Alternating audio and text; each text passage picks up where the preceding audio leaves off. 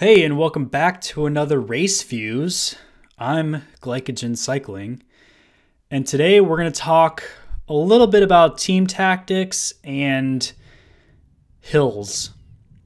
So, if you've been watching my RaceViews series, which you can see on the screen now, I have a theme to every video, and today we're going to talk about team tactics. So this race is the circuit race of the Project Echelon Omnium. This was in Wisconsin. And one thing about this race, it was in August. So you think that more people would show up, but there was only about 20, maybe 25 guys in the race.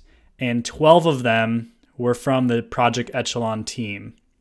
Now, they did split the team up into 6 and 6.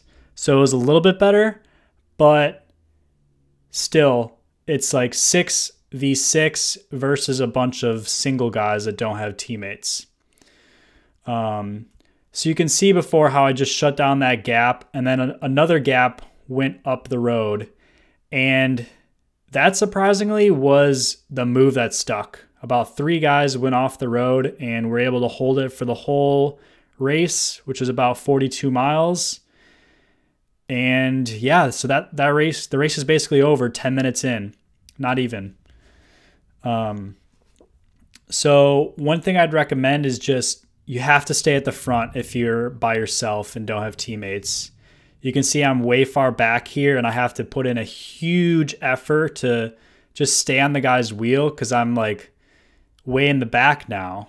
So the guys in front can take that turn at speed, and then they're still holding 33, don't have to put in too much effort, but I'm braking going into that turn and have to sprint out of it.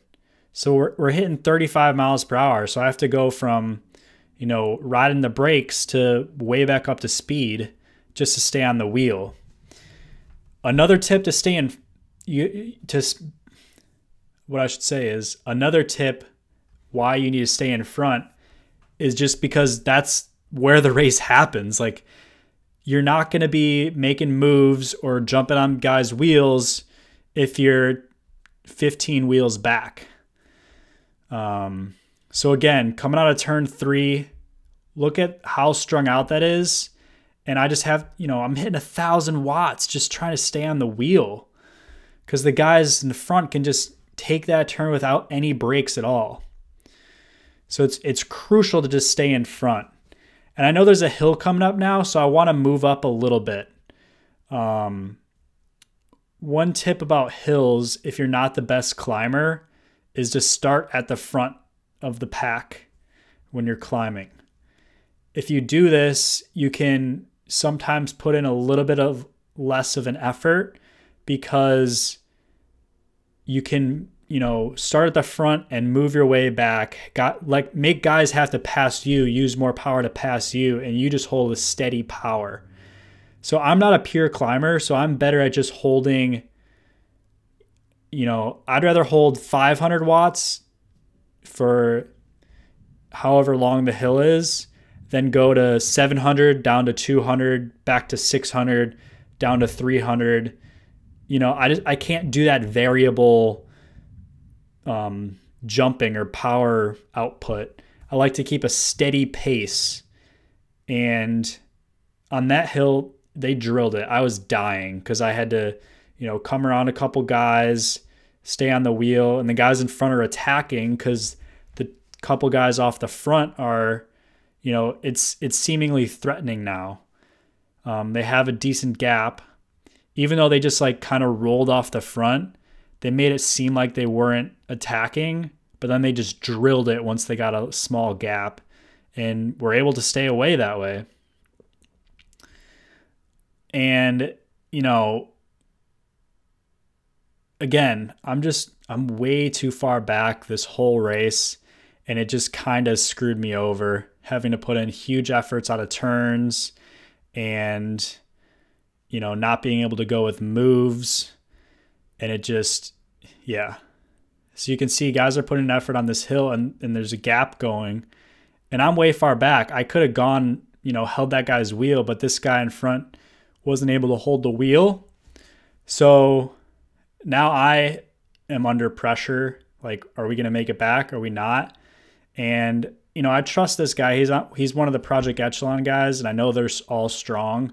So I'm confident he'll be able to make it back. But sometimes those guys aren't able to make it back, and then you're the one that has to close that gap. You're the one that's going to have to, you know, make up that difference because the guy in front got dropped. So don't be that guy. Be the guy in the front that's controlling the pace how you want. So now we're chase mode. There's guys realizing they missed the move and it's, you know, looking dangerous. It's a fairly short race for a Pro 1-2-3 race. It's only 42 miles, takes us less than 2 hours. So having guys up the road, not looking too good.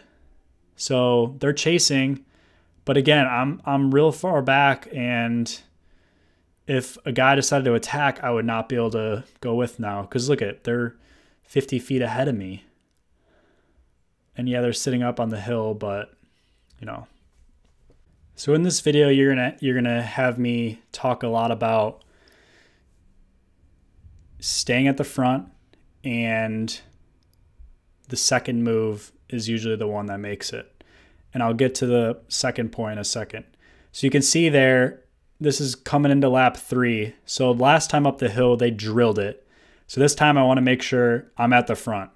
So I moved up, I don't know, 15 spots. So I'm sitting like 5th or 6th wheel right now. So that's like, you know, a perfect spot to be in. The guys in front might attack, but you know, if I can't go with them, then I can at least drift back and let someone else go, and you know, they have to make that effort, not me.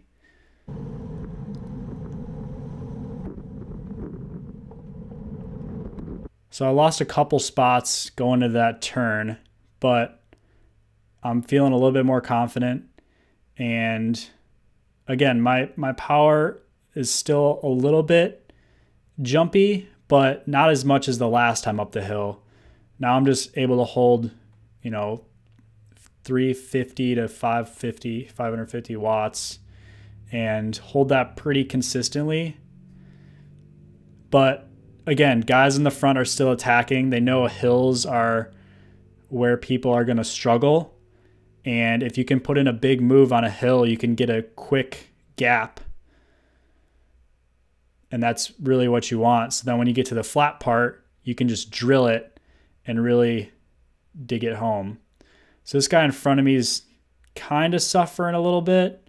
I'm suffering too, but I'm still feeling confident he's going to make it back. Guys in front are sitting up a little bit, so not too worried about it.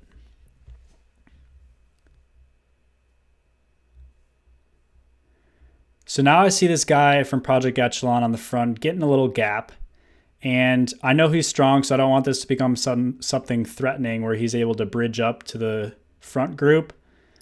And at this point, there's a couple bridge groups that have gotten off the front, and you know, I just want to make sure this doesn't become something threatening. And sometimes it's just what you got to do when you're by yourself. You know, you got to shut down moves, and you know, it sucks because you're by yourself, so you're the only one that's able to do that. And when guys on teams like this team have 6 guys, they're going to do something like this. So I shut this down, and as soon as we come around the turn, he sits up. He's, you know, just looking around, and then his teammate blows past me at, I don't even know how fast he's going. So I'm the one that has to do that move. He's not going to chase his teammate down. So I try to put in a move to get to him, and I see everyone's on my wheel, and you know, I don't want to pull them up. So I'm forced to just let him go pretty much, which sucks, but you know, I don't want to pull the whole field up and then have someone else on their team attack me. And again, too far back here, a move went and I wasn't able to go with it. this is the last lap of the race. So every move that goes, you should probably be on it. And one tip why I say stay at the front, stay at the front, stay at the front is because, you know, you can see everything that's happening. You can see who's going off the front, what teams are up there, what teams are making the move, and you can decide whether you go with them or not. If you're in the back, you have no decision. In the front, you can decide. If Project Echelon A team went and the B team went, that's a move you should go with because no one else on their team is going to pull them back. So you should be up there with them. But the trick is you don't want to have to bridge up because then one of their guys are just going to sit on your wheel. So if you go, you have to go right when they go the first time, if that makes sense. You don't want to have to pull up a guy behind you that just gets to sit on and get a free ride up there. And then, you know, you're outnumbered again. So you're probably going to lose the race anyways. So if you're going to go, you have to go the first move and hopefully, you know, you make it up there and get a gap. So this is the last bit of the race. A couple more attacks going after this guy in the red attacked, as you saw, and I was on that move. And, you know, as soon as he looks back, I'm like, all right, I need to go because, you know, he's going to pull through. These guys are getting away from us. And I wasn't able to get a gap. So again, I sit up because I don't want to pull everyone up.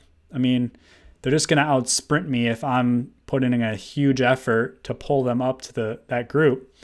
So you just got to be more tactically aware. Like, you don't want to be pulling people up and giving them a free ride if you're by yourself.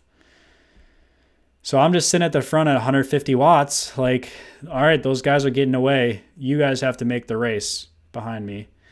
And they did. And I got, you know, it's hard when you're on the front. So when I say be at the front, I mean be at the front, like third or fifth wheel, not, you know, on the front, because then it's harder for you to react.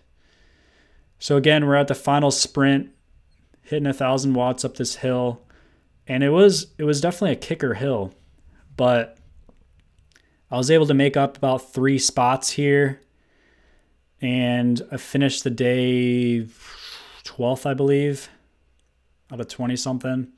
So not great, but it's hard when you're by yourself and there's no other guys, you know, with you to help you out, and everyone else is outnumbering you. So hopefully these tips helped a little bit and you're able to get something out of this. If you have anything else to add, make sure you let me know in the comments below, and we can, you know, make a future video explaining any cool tips that you have that I may have missed. So thanks for watching, and I'll see you guys again tomorrow